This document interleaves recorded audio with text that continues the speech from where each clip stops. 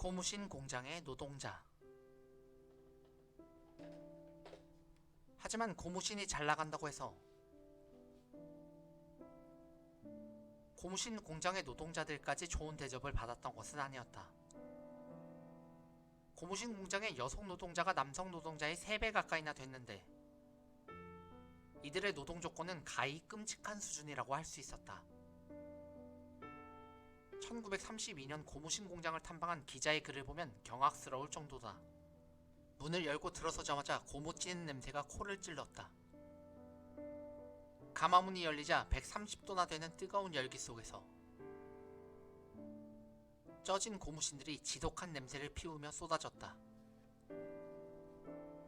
그 옆에서 하루 종일 그런 냄새를 맡으며 일하는 꽃 같은 여공들이 있었다. 룰러를 잡고 고무신 바닥을 눌리는 그녀들의 얼굴은 금세 붉어지고 팔에는 힘줄이 굵어진다. 옆에서는 그녀들의 아이들이 젖을 달라고 보채기도 했다. 하지만 열악한 환경만큼 고약한 고용주들도 문제였으니 당시 공장 노동자들은 고용주에게 잘 보이기 위해서 고용주를 위해 고기를 사다 바치거나 빨래까지 해줘야만 했었다. 그러나 어쩔 수 없었다. 만약 고용주나 공장장의 눈에 거슬리게 되는 날이면 그날로 공장을 쫓겨나야 했기 때문이다. 그만큼 당시의 일거리는 부족했고 실업자들은 득실거렸다. 공장에서 욕설과 구타가 난무했지만 그 정도는 감수해야만 했다. 그보다 힘든 것은 불량품 배상제도였으니 불량품이라도 나올 경우 노동자들은 정품 한 켤레분의 임금을 받지 못했던 것이다. 그렇게 열악한 시설에서 하루 12시간이 가까운 중노동에 시달렸지만 노동자들이 받는 임금이란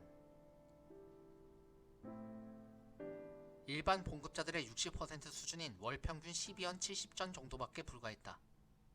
이는 최저 생계비에도 못 미치는 조악한 수준이었다. 전시체제, 다시 돌아간 집신시대. 1937년 중일전쟁이 터지자 국내의 고무산업은 크게 휘청거렸다. 동남아에서 수입되는 고무의 유입이 중단되면서 고무신 값은 전년의 3배로 올랐고 그나마 돈을 주고도 살 수 없는 풍기 현상이 벌어진 것이다. 결국 1940년부터 조선총독부는 1인당 1년에 한 켤레씩만 살 수 있는 일조 구입권이라는 배급표를 나눠주게 된다. 때문에 당시에는 찢어지거나 구멍나면 기워 신어야 했고 불에 달군 쇠틀로 찢어진 고무신을 녹여 붙여주던 방랑수성공이 때 아닌 특수를 누리기도 했다. 하지만 태평양 전쟁이 발발하자 원료난은 더욱 심각해지고 귀한 고무는 군용품을 조달하기에도 벅찼으니